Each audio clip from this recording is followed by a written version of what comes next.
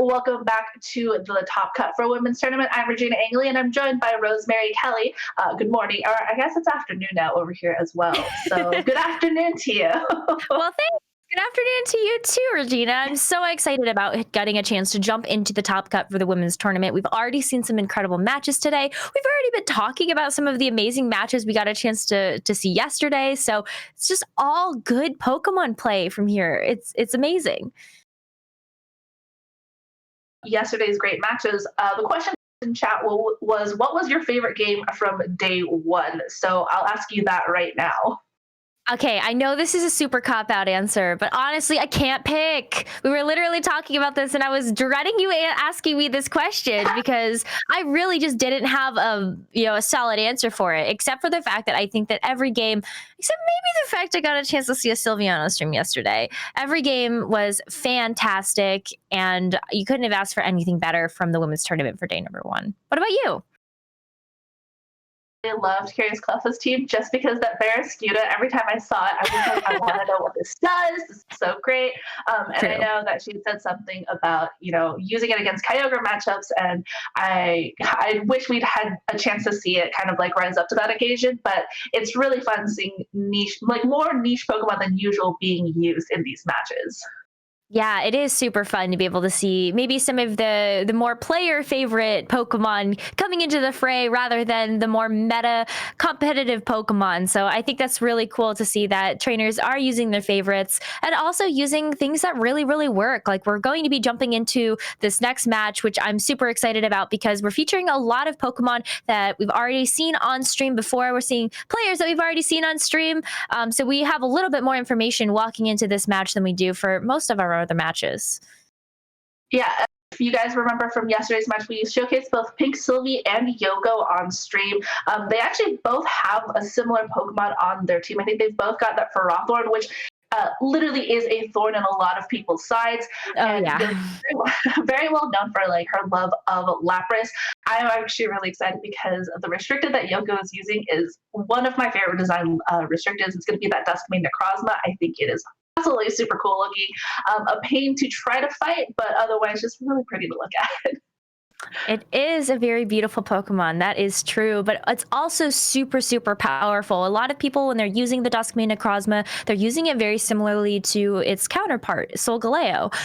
So that means it's going to be very bulky, very difficult to take out, and also usually equipped with something like a weakness policy, so it can dish out massive amounts of damage. So that's something that I think Pink Sylvie is going to have to be very cognizant of moving into this matchup, whether or not she can kind of proc the weakness policy or just kind of work around the weakness policy if that is what's going to be on the Pokemon and kind of go from there.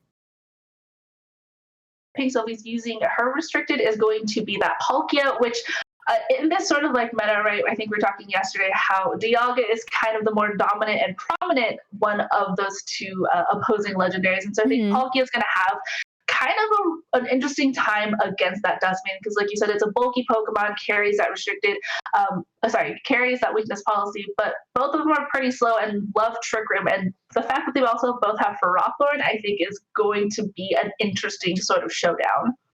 I think this matchup in particular comes down to how these players are going to position their Pokemon, especially when you've already recognized that Trick Room is going to be a massive component in this particular matchup because Palkia does have the ability to set it for itself and likely probably wants to be able to set it for its partner like Ferrothorn if you are going to be using a Pokemon such as that does have that slower base speed.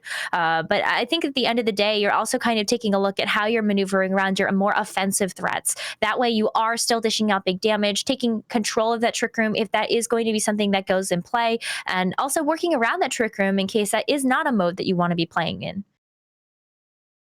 I think to point out too on Yoko's team, what surprises me is the Togekiss and Tyranitar without sort of its common partner Excadrill as well, right? And I think Tyranitar is one of those Pokemon who, after like the rise of Series 7 and now Series 8, just kind of fell off to the side and wasn't really a lot of people's Pokemon of choice.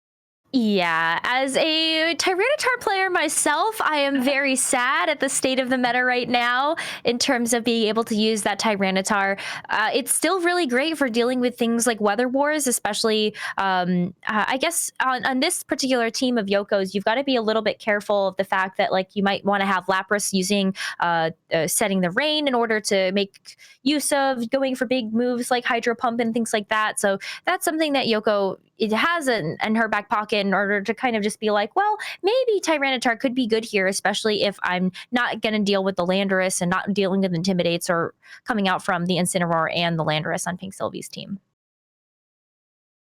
Just it's so fun to me, especially like you said, as a Tyranitar player, that it's unfortunate that it's not being used as much. But I think that's what makes Pokemon so great. Is like 1 second this Pokemon is something nobody's looking at, and the next thing you know, everyone's gonna start like using it, and it's gonna have it's sort of it's like time in the sun, and then it's gonna fall back down. So I think what's really cool about this tournament specifically as well is that you see a lot of people using Pokemon that you might not give a second glance to, and then as like the season and the meta progresses, you have sort of like that up and down. Like there was not a lot of Kyogre, I think, that we were expecting to see after its sort of like dominance in play like the last week or so.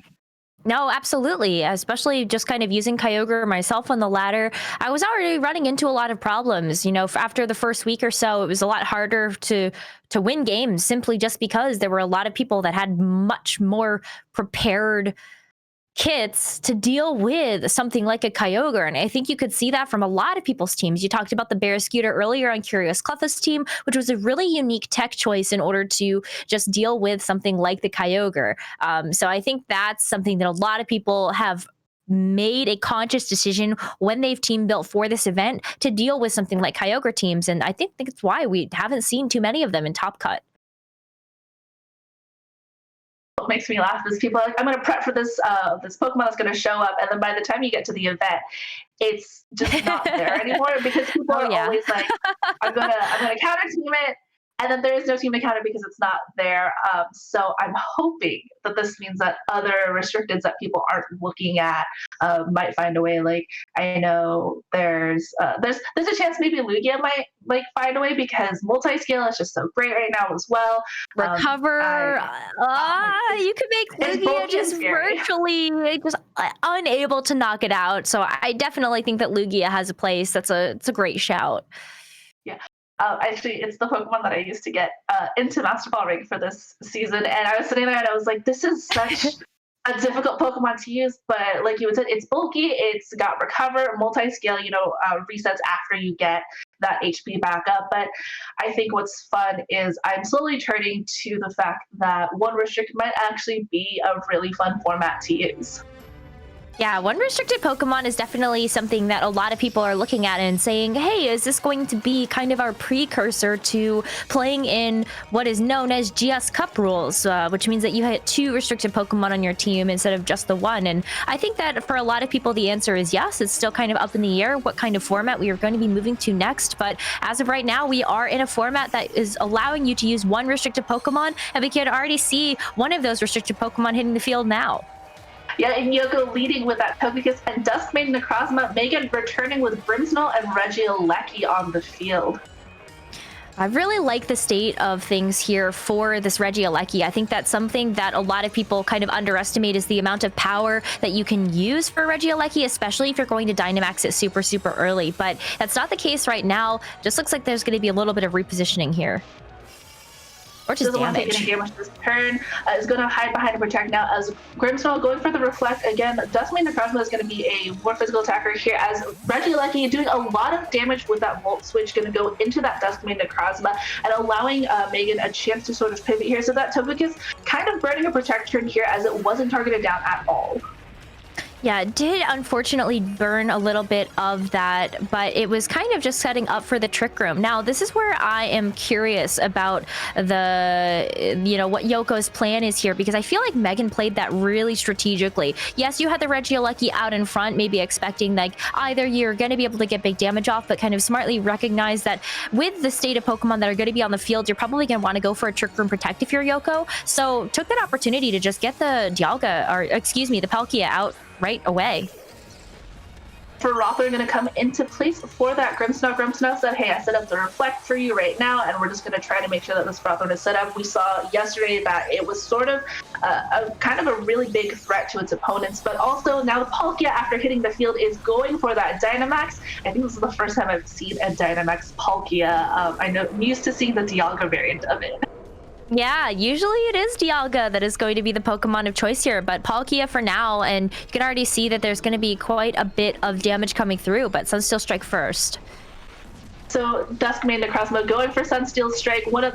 Okay, that actually is the first time I've seen that animation. It looks really cool. Goes into that Ferrothorn, and it's going to have to take damage from Iron Barbs in return. Togekiss is, hey, I'm scared of all about this. I'm going to yawn, so I'm going to make sure that this Pokemon is asleep next turn, especially because that's the Dynamax turn, so Megan has to make a choice of, do I let it fall asleep, or do I switch it out? As Max Geyser is going to round out this turn. Palkia, interestingly enough, going last here, as it does a lot of damage into that Togekiss slot.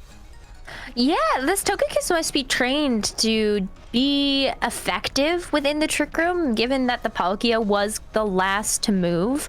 I think that's a particularly interesting way that Yoko has decided to train up their Togekiss, because normally you want to have the Togekiss to be super bulky, but maybe you just decided not to invest as much into its speed so that it could be a little bit more resilient in Trick Room.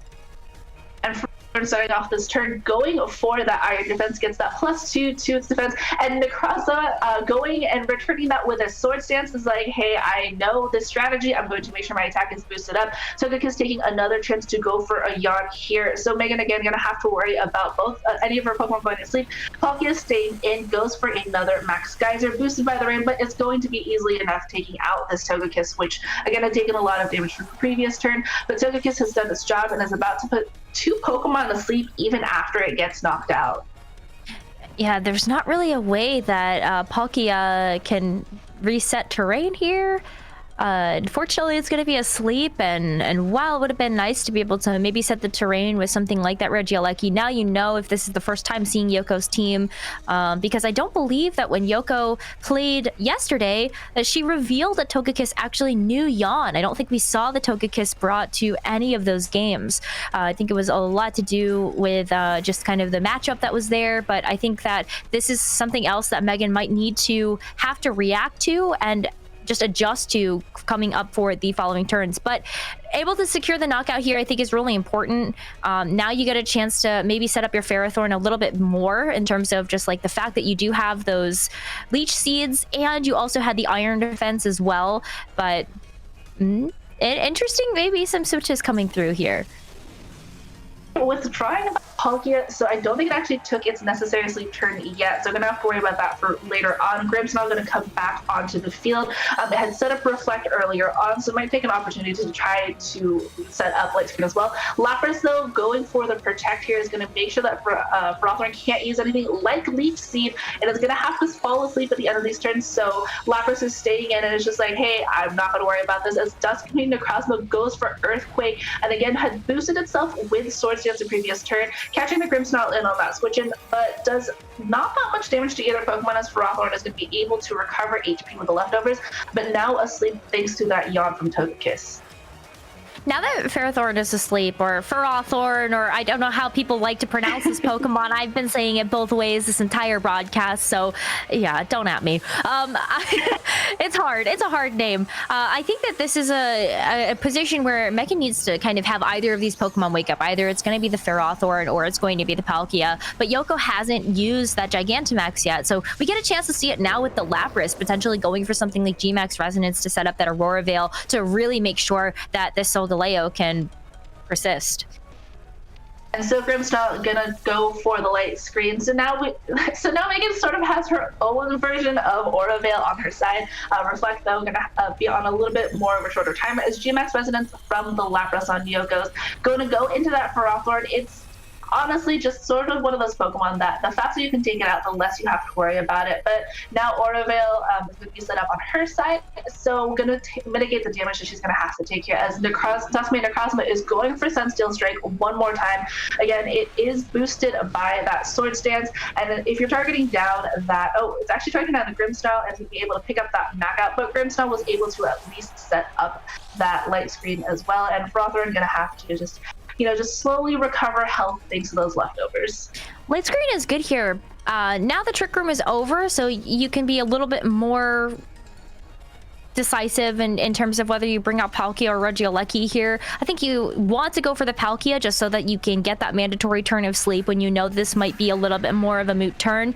The Duskmane Necrozma potentially going for a Trick Room again, because that is a Pokemon that also learns Trick Room. But that's something that's kind of interesting here is that Palkia also just revealed on screen for you that it knows the Trick Room as well. So that might be a way to reverse it if Meghan gets into a position where the Trick Room goes up and she doesn't want it there. I think it's really difficult when you're playing against a team that also requires Trick Room, because then your speed tiers are just everywhere, and this is, I think, just a really tough point for Meghan. She is going to take that necessary sleep turn now, though, with that Palkia. But Duskmane Necrozma is like, hey, everyone's still asleep. I'm going to just deal out damage right now. Don't have to worry about anybody really attacking me here. Goes for that Sunsteel Strike. Going to go down into that asleep. Palkia does some decent chunks of damage here. And G-Max Resonance is going to be the last move of choice for the last turn of Dynamax here as it goes into that Ferrothorn. And honestly, this Ferrothorn is still asleep, but it's slowly just like getting back that health, right? And it's just sitting there and slowly just regaining the amount of damage it's taken.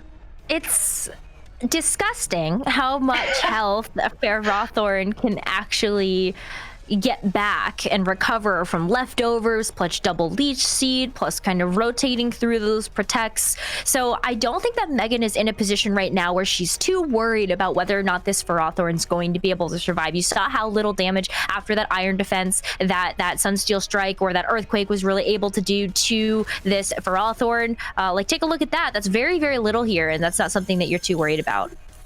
Oh man, Palkia wakes up but misses the Hydro Pump onto Duskmane Necrozma as Lapras, my bad, this is his actual final turn, is able to get Ferrothorn down into the red. Ferrothorn's still asleep and is still around for the long haul and is slowly getting back that HP. I think next turn it should be able to wake up, and like you had said, pointing out that, once you can start protecting and going for the extra recovery, was unable to go for any leech seed landings, but now that you can wake up, it's gonna be an annoyance. Yeah, you're hopeful here that Ferrothorn is going to be able to wake up. It does get the protect off, but where did Yoko target? I think that's the question that we have for this turn. Palkia hits the Hydro Pump. Oh, that's actually one of those moves that I always get stressed out clicking into. Hits the Hydro Pump into the Necrozma, not enough to get the knockout here, as Lapras targeted down that Ferrothorn, is unable to hit it because of that protect. But Necrozma is like, hey, I'm still around after that Hydro Pump, and I'm going to set up Trick Room one more time. That is good, but I actually think that might favor Meghan just a little bit more, depending on whether or not this depending on how this Ferrothorn is trained. Usually Ferrothorn is pretty slow, so it might have the ability to move first on the field. Just all depends. It does have Body Press as another option for dealing out damage, so that's something that you might kind of look at and go, can I get the knockout onto this Necrozma, and will I be able to continuously start to chip away at this damage onto this Lapras? You've got to get it out. And Body Press Iron Defense helping with the Body Press because it's based, I think, off of your defensive stat, and so does manage to go before that Necrozma. Ferrothorn, not really known for being a speedy Pokemon outside of Trick Room, so really loving this mode as it is able to finally knock out that Duskmane Necrozma. As Lapras, though, going before Palkia, is able to land a Freeze Ray, but not enough to pick up that knockout. Still, this Ferrothorn literally holding on with that 6 HP, but Spatial Rend landing into that Lapras does some okay damage into there, but the more important thing is Meghan is able to have her Ferrothorn hold on for this. So here's kind of a difficult situation, though. If you want Ferrothorn to be your end game, if you're Meghan, then you really want to start getting those leech seeds down. But Yoko brought Ferrothorn too. So this is kind of where you're starting to think about, do I have enough oomph? Do I have enough pressure to really deal with both the Lapras as well as this Ferrothorn? Ferrothorn cannot take another freeze dry here, and the Body Press certainly is probably not enough in order to actually deal with the I don't know where I was going with that. I just got really confused because usually I do play-by-play, and so I'm like, oh, action! We should probably be talking about that. No, so Megan's Frothorn hiding behind that protect. So actually, the Lapras chooses this moment to go for the Palkia, which is going to do super effective damage because Freeze Dry is one of those weird interactive moves that will do super effective damage to water types. And Yoko taking that opportunity to go for the Iron defense and boost up its own defenses. So, like you said, that end game is going to be really interesting here with the two Frothorns. Yeah, still, even after the leftovers, I think this is where I was going with this. Still, after the leftovers, Megan's Feralthorn is still not in a position where it could take another freeze dry. So you've got to be cognizant of that. And unfortunately, Megan was not able to reverse the Trick Room. So Regieleki here is going to be one of the slowest Pokemon on the field. So you kind of have to be very careful about that. But Lapras protecting here in the face of that Regieleki. And Feralthorn on Megan's side, so still Trick Room going to be faster than Yoko's. Feralthorn is going to be able to go for the body press, but doesn't quite connect with the Lapras. But Yoko's own Feralthorn, after its own Iron defenses, is able to pick up the knockout on Megan's Feralthorn. So there's only one left now. Thank goodness on that one. But is still going to have to take some damage from Iron Barbs. But if it's just like any normal Feralthorn, it's going to have the leftovers to sort of regain that health. But like you said, Regieleki, usually a really fast Pokemon, is going to be the slowest one here, and is staring down two Pokemon that, one it can probably take care of, but the other one's going to be a little bit of a pain. I mean, that was great targeting by Megan, recognizing that Lapras might want to take a little bit of a safer turn in the face of this Regieleki. So now you're a little bit free to click Thunderbolt onto the Lapras that's opposing you, but body press, Regieleki is just so paper thin. It's so hard to resist moves like that. You've got to be paper thin to be that fast. That's true.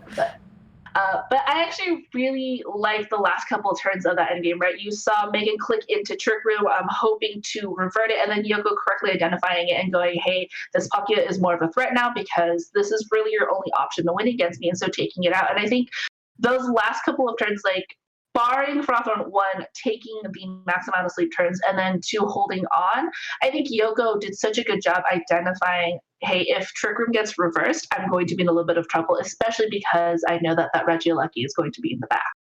Yeah, I think that Megan absolutely played to her outs in that last game and has a little bit maybe to reconsider going into game number 2. I think that the Duskmane Necrozma was sitting on the field just a little bit too long. Yoko was able to keep that around on the field for many, many turns, especially after leading with that Duskmane Necrozma and then just allowing it to go ham in that Trick Room environment and setting itself up really well with the Lapras and the G-Max Resonance there to set up the Aurora Veil.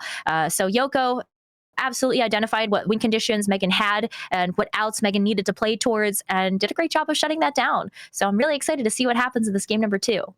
I'm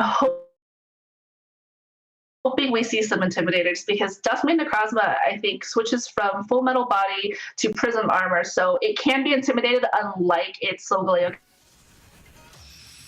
Now that you know it has Sword Stance and you aren't really able to stop sort of that attack from going up, it might be something she has to consider. Definitely something to consider here. I think that you might want to deal a little bit more damage to that Necrozma, but look at this, it's Togekiss and Necrozma playing those mind games once again. And this is a lead that I really like because despite having the offensive pressure of the Palkia on the field, you still kind of have to play this guessing game of, is Togekiss going to use Follow Me here? Is Togekiss going to protect? Is it going to be a similar turn to the first game that we saw? Or can I freely go after this Necrozma? And no Follow Me from Togekiss as Grimmsnarl revealing, hey, I'm not going to set up screens this turn, we're going to use Fake Tears instead, knocks down the Duskmane Necrozma's Hydro Pump! Palkia! This was its moment, and it missed that Hydro Pump as Togekiss was like, oh no, you messed up, there you go, I'm going to put you to sleep on this turn, and Duskmane Necrozma just bounces that off and is like, I'm going to set up Trick Room here, and honestly, that is one of those moments where missing that is so hard to see. Oh my gosh.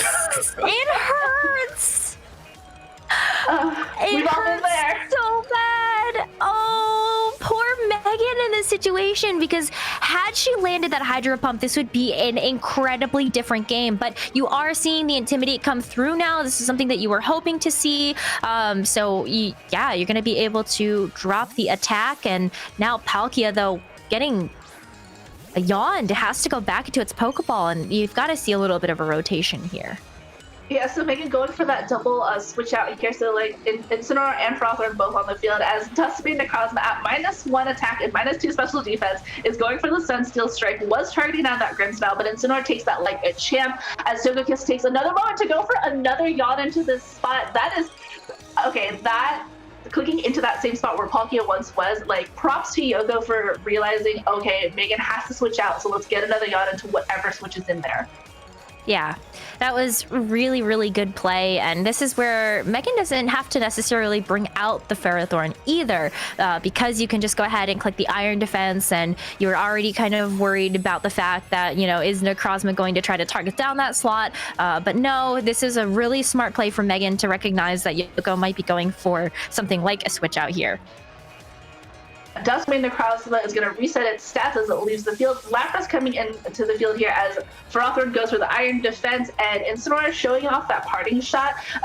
I'm actually not surprised that it goes into that spot right there, but Lapras going to have to be at -1 special attack as Grimmsnarl comes back onto the field.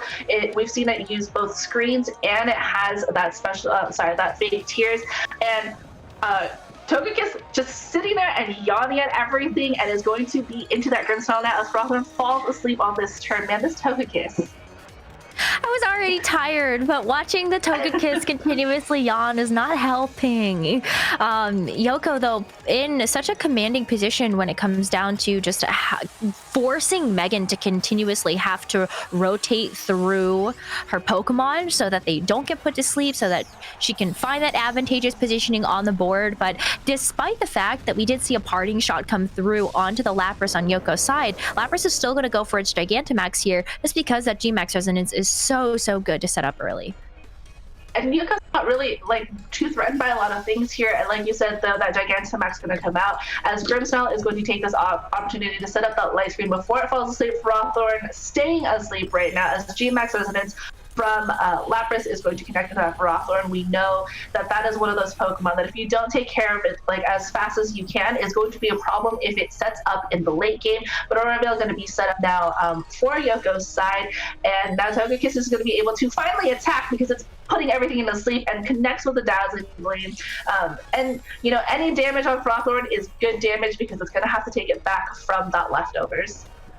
Yeah, and the fact that both of these Pokemon are still asleep, like you mentioned, I think that this is, again, a position where Yoko can kind of start to chip away. Feels a lot more comfortable clicking that Dazzling Gleam rather than going for the Yawn, because Megan in this position doesn't really want to put Palkia in danger or that Incineroar, especially when Lapras is going to be on the field like this.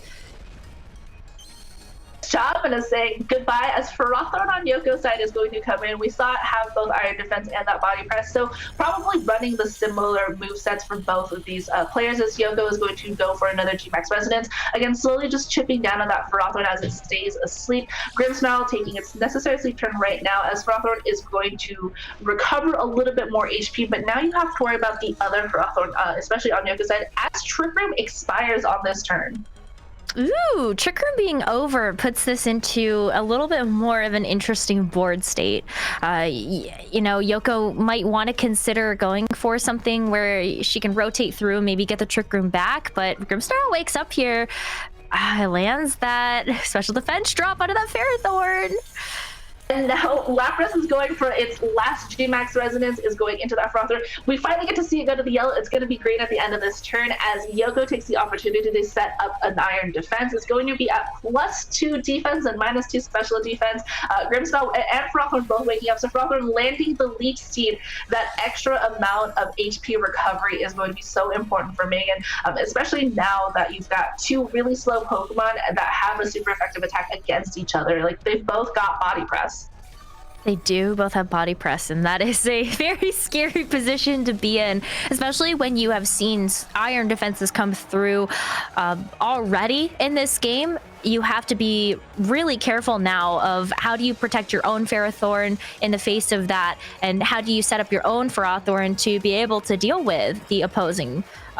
So I think I really like that Grimmsnarl is finally awake now to do its job of setting up those screens as it did on the previous turn, and this is a great opportunity that Megan might be able to capitalize on. leaving the field. Togekiss coming back in. Now that both the opponents are awake for it, it's probably gonna try to do what it does best later on and put them to sleep. As Grimmsnarl is going for another Screams here, and actually Frothlorn going for an Iron Defense. I don't actually know at what stage Megan's own Frothlorn is, but Yoko's was at +2 and is able to pick up that knockout. Oh man, that critical hit might have actually mattered because I think Megan's own Frothlorn was at +2 before it was put to sleep because it had that on the switch in like way earlier. I know we've seen a revolving door of Pokemon on Megan's side, but I think that Frothlorn did manage to set up a +2 earlier on. It did, and that's what I think makes that crit hurt so much more. I'm not entirely sure whether or not that crit mattered, but I think that you feel like, I don't know, I guess if you're Megan, you feel a little bit like you're on the back foot now because you've lost your end game. You've lost what you were kind of hoping to be the end for you, but you still have Dynamax, and that's something that Megan can capitalize on here. As long as she can keep Trick Room from being set up again, she might just be in a better spot. But the more important thing is Yoko's Togekiss has really kind of been a problem for Megan with those yawns. So I wouldn't be surprised if that Palkia, I think we both might have missed it if it was targeting down into that Togekiss spot or not. There might be ways to do it with Frothlorn, but Palkia going to take the opportunity to Dynamax. As Frothlorn goes for Protect, is not going to want to be hit at all here. Grimmsnarl going for the Fake Tears, goes into that Frothlorn spot one more time, and now Palkia actually going for the Max Wormwind is going to connect into that Frothlorn, which hid behind a Protect, so double target down into Yoko's Frothlorn, and that Frothlorn was like, no, I don't want to take as much damage as I should be, especially because it would have been at -4 special defense had it not protected. Ooh, yawn coming through though from Togekiss. That's a little spicy.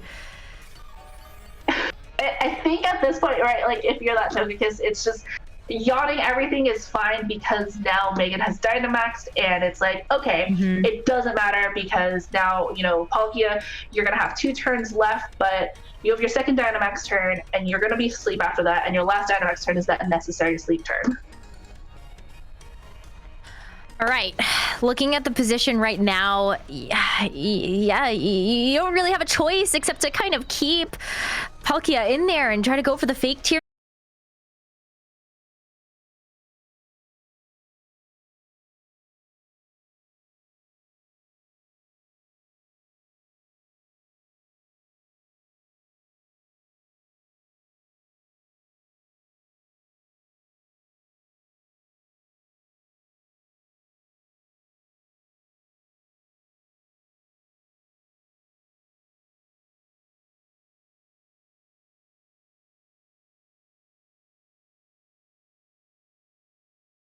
Yeah, stream is down. It looks like it's back now. Looks like we're back, everybody. So looks like everything is all good.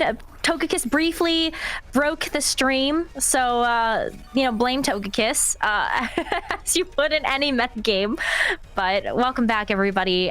We missed a couple of turns here, as we did as well on our side, but you can see now that we have Incineroar and Palkia for Megan versus this Ferrothorn and this Togekiss on Yoko's side.